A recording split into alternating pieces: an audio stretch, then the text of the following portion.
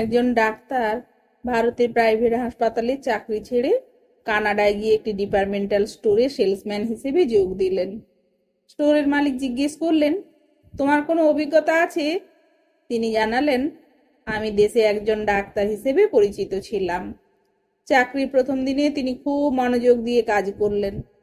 সন্ধে 6টায় ছুটির সময় বস তাকে জিজ্ঞেস করলেন, আজ তুমি কজন ক্রেতার কাছে পণ্য বিক্রি করেছো? তিনি উত্তর দিলেন, আমি আজ সারাদিনে একজন ক্রেতার কাছে বিক্রি করেছি।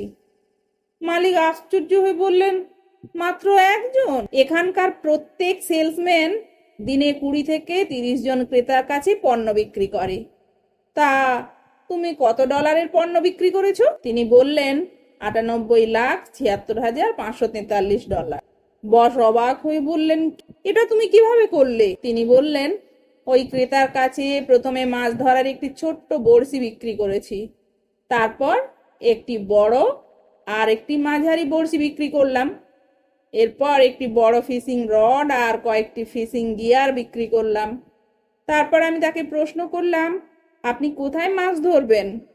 তিনি বললেন, তিনি সমুদ্র তীরবর্তী এলাকায় মাছ ধরবেন।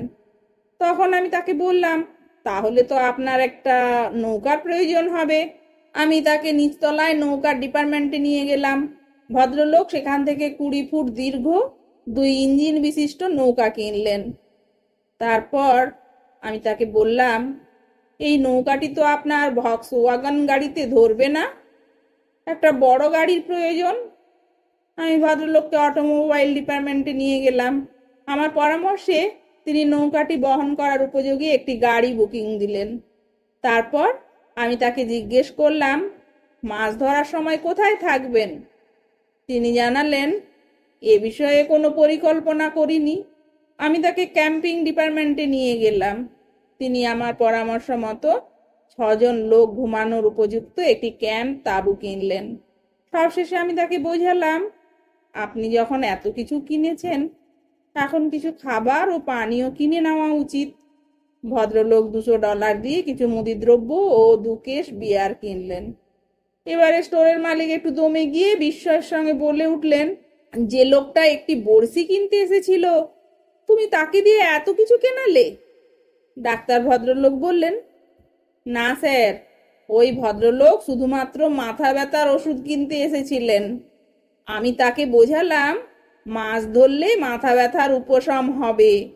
স্টোরের মালিক এবারে জানতে চাইলেন, এর আগে তুমি কি কাজ করতে? তিনি বললেন, আমি ভারতের একটি প্রাইভেট হাসপাতালে ডাক্তার ছিলাম।